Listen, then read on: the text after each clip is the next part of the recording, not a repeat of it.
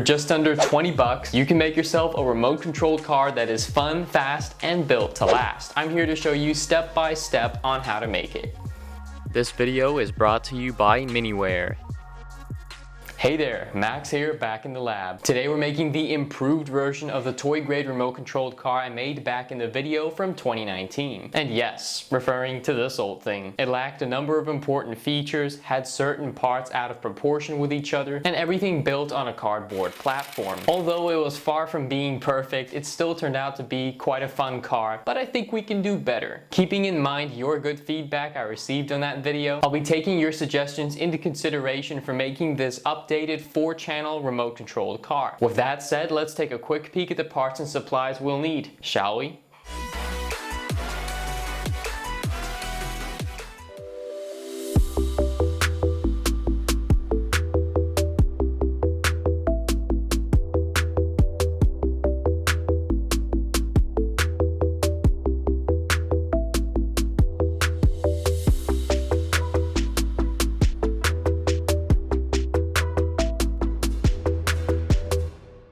To get started, let's take a section of 2-inch PVC drain pipe and practically flatten it for the blueprint sheet to stick onto.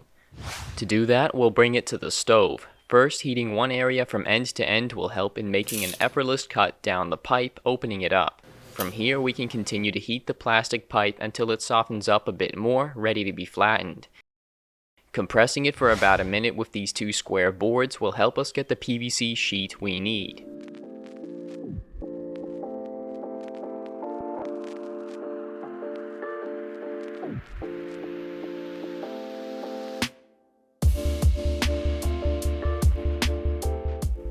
With the help of some glue stick, we'll glue on the blueprint sheet of car parts to the PVC sheet.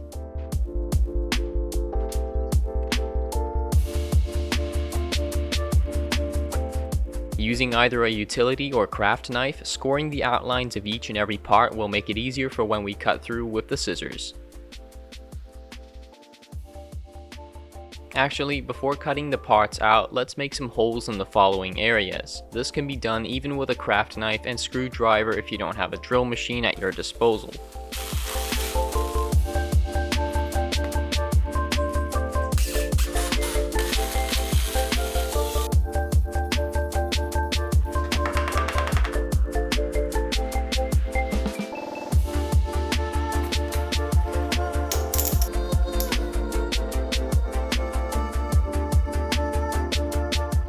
Now the parts are ready to be cut out with a pair of scissors.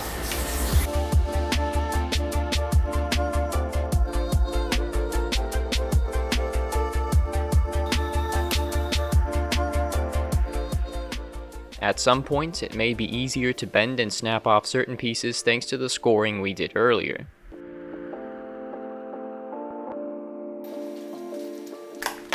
After cutting out the rest of the supporting pieces, we now have the whole bunch of plastic parts from which the remaining paper needs to be peeled.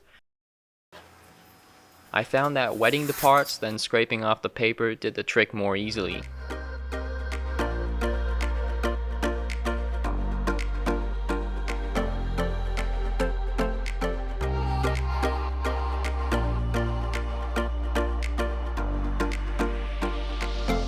Next, we're going to heat and bend certain parts to shape the car with its mounts, such as folding this tab up to form the motor mount.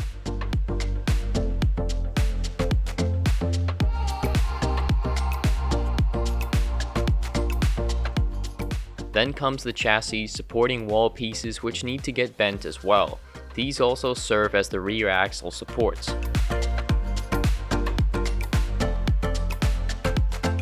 I designed the full sheet of blueprints myself, taking some inspiration for the chassis from buggy-style cars.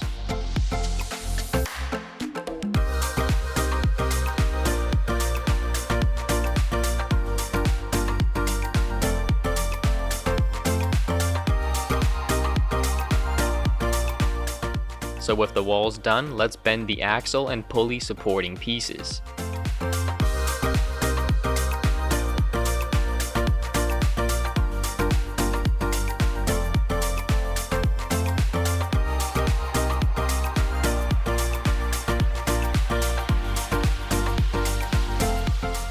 Finishing with the parts, we can sand them enough so they will stick well to the chassis plate.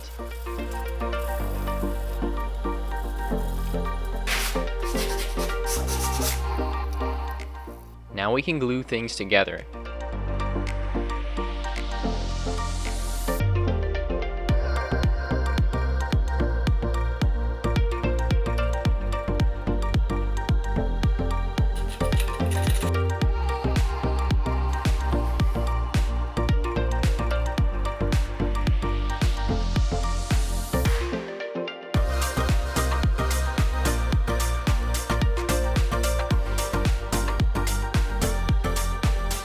For the first moving part, we'll secure the drive belt tensioner wheel with an axle piece. This little part will play its crucial role in creating enough grip around the pinion pulley wheel that sits on the motor shaft, helping increase the torque.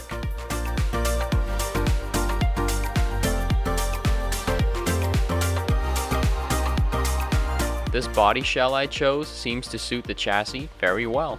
The chassis has come along looking so clean. Now, let's get on to making the mechanical aspects of this car. Let's do it. Here we have the pulley wheels, the little pinion pulley for the motor shaft and the bigger driven pulley for the drive axle. For the drive belt, we'll use this rubber band that comes included in the gear kit. Let's also use a section of bicycle wheel spoke as the axle and a lollipop stick for holding the axle to spin. These lollipop tube pieces get superglued here at the parts of the chassis that meet the wheels. To install all of this, we'll start by snipping some ballpoint pen tube sections as the axle limiters. Pushing the axle in, inserting a limiter followed by the driven pulley with the belt around it, then another axle limiter for the left side. Make sure these parts on the axle are spaced right, have a tight fit on the axle, and also get glued. Next up, let's install the drive motor. This is a 6-volt 180 brushed DC motor. We'll secure it to the mount with simply 2 screws. In doing so, I'm using a screwdriver from this handy screwdriver kit. Link is in the description below to purchasing it.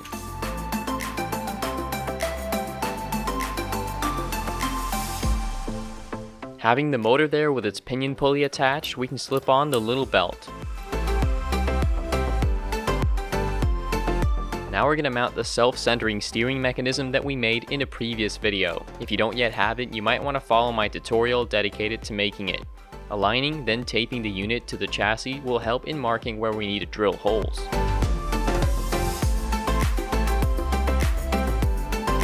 The steering mechanism now has these 4 corresponding holes, bolted with a set of M3 nuts and screws. If you can avoid it, it's always best not to glue certain parts so that they can be easily reused in the future if needed.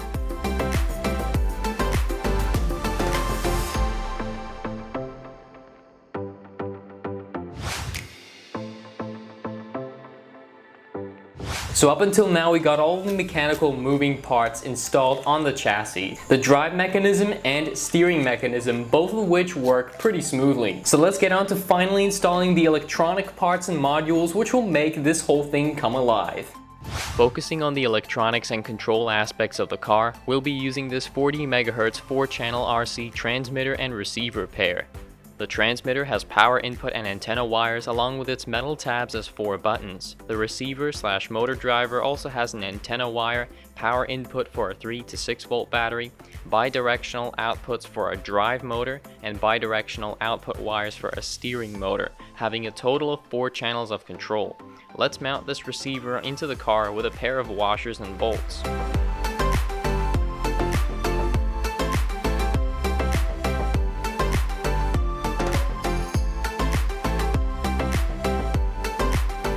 Afterwards, we can mount a couple of dual AA battery trays, also fixed with some nuts and bolts.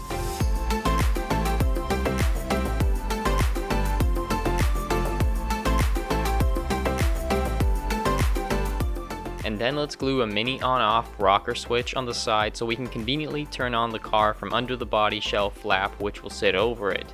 So with the parts mounted into the car, let's connect things up with this cool thing, the TS80P Smart Soldering Iron by Miniware, the sponsors of this video. A delicate, pocket-sized USB soldering iron that is even made portable when run from a power bank. It has variable temperature setting, adjustable sleep, and standby modes, making it turn off automatically after a few minutes of not being used. This puts my forgetful habit to rest of always leaving my soldering iron turned on.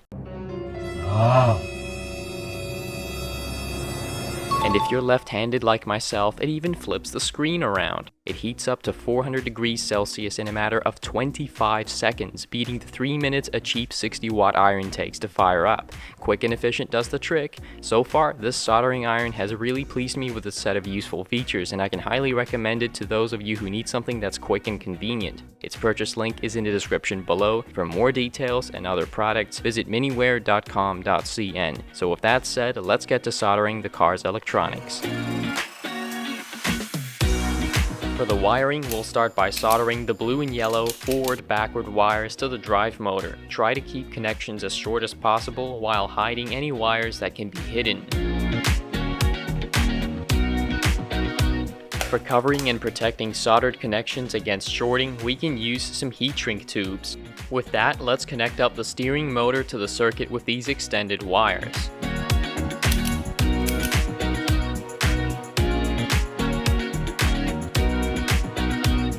If you find that one of the motors is rotating the wrong way, simply swap the wires around. As we've got 2 of these 3-volt dual battery trays and we need 6 volts, we'll connect the closest positive and negative wires of the trays, a series connection, forming a 6-volt battery tray. Let's make the negative terminal of the battery trays go directly to the receiver's negative, and the positive receiver wire goes to one of the switch leads. The other switch lead goes to the battery's tray positive terminal, completing the circuit. Now let's superglue down any loose dangling wires. To close the circuit and to give the car some juice, let's fit in the 4 1.5 volt AA batteries, resulting in a 2500 mAh 6-volt alkaline battery pack that, from my calculations, will last about 2.5 hours of runtime.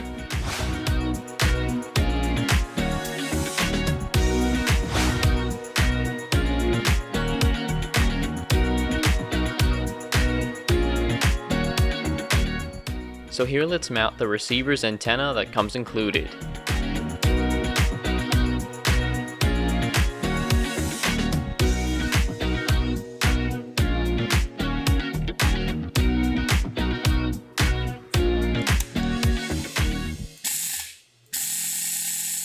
It has already come alive. How cool, though it can't do much without a good set of wheels. Notice how the front pair of wheels should have a loose fit over the front axles to spin, while the rear wheels must have a tight fit because they'll be the ones with the rear axle driving the car forward. So let's whack them on. When fitting on the last of the rear wheels, you might want to use a spacer for the axle to push against so the wheel gets on, and avoid gluing them if you can. Front ones slide on loosely but get capped off with pieces of small tube. This may work, though soldering small hex nuts would work better, as you see here.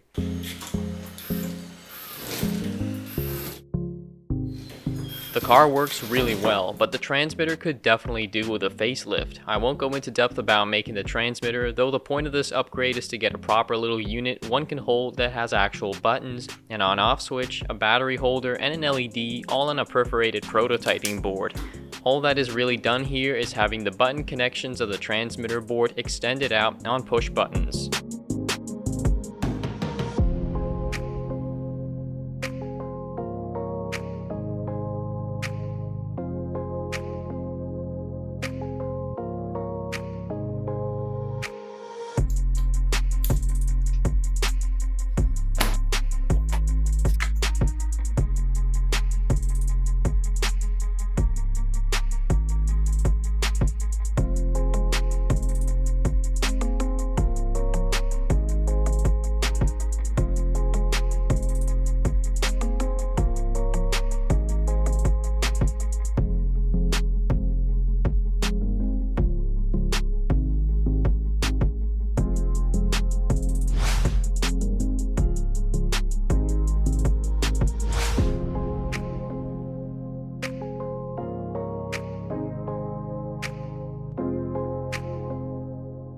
The transmitter is now complete as one whole unit, though just before testing the car, let's spice things up by adding a body shell from an old car.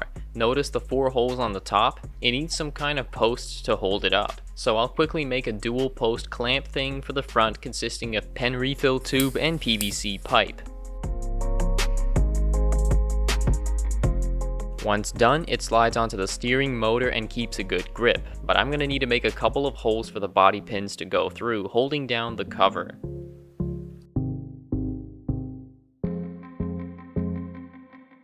So for the rear end, I'll make it a separate pair of posts to hold up the cover from the back. These consist of pen refill tubes again, but with some transistor insulation spacers for holding things up. Screwing them onto the chassis, we now have 4 of these posts.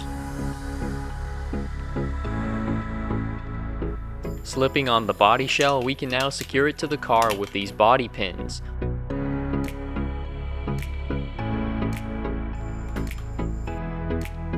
Looking nice, though something's missing. Aha, a tail wing. From some scrap PVC cutoffs, turning what's left on the updated blueprint sheet into reality, let's get this decorative body wing done.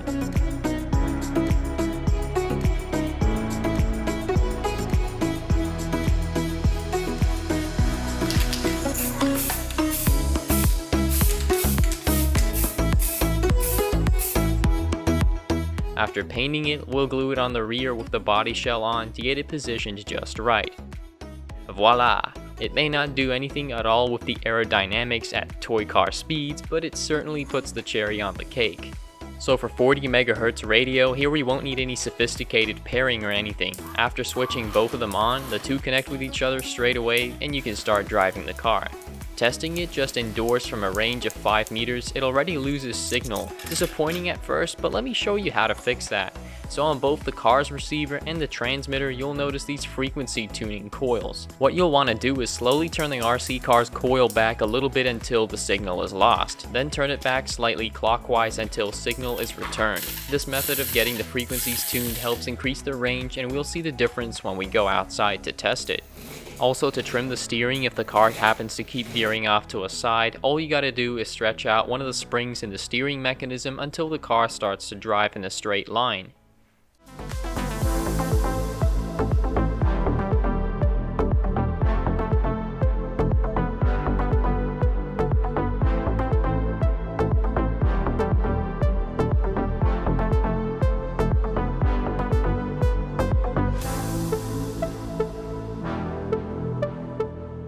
Controls are simple. The transmitter's buttons on the left control the car for going forwards and backwards. The ones on the right steer the car either left or right and are used simultaneously while driving the car forward.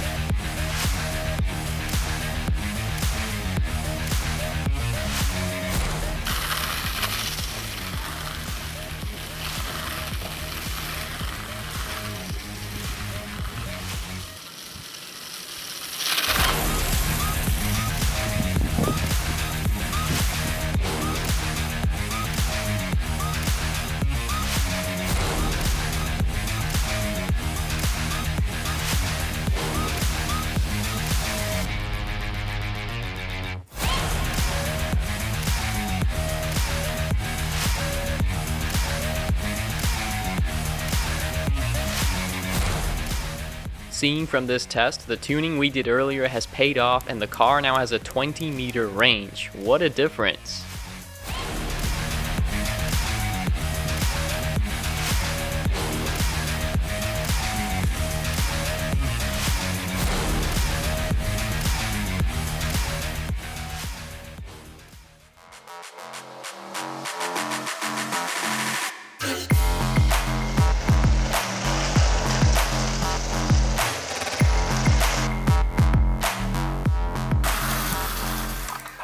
This has been quite the rewarding project to have worked on. Don't forget to check out my previous video on how to make the steering mechanism prior to making the car. All project files can be found linked below. And if you have any suggestions to perfecting the car, I'm all ears. Just drop them in the comment section down below with any other questions you may have. I'm now also accepting donations towards my work involving the production of higher quality content and cooler projects yet to come. So feel free to send me what's called a super thanks through the button below. It would really help me out. Consider to like, comment, subscribe, and all that good stuff. Thanks for watching, stay inspired, and I'll see you soon with another one. Peace.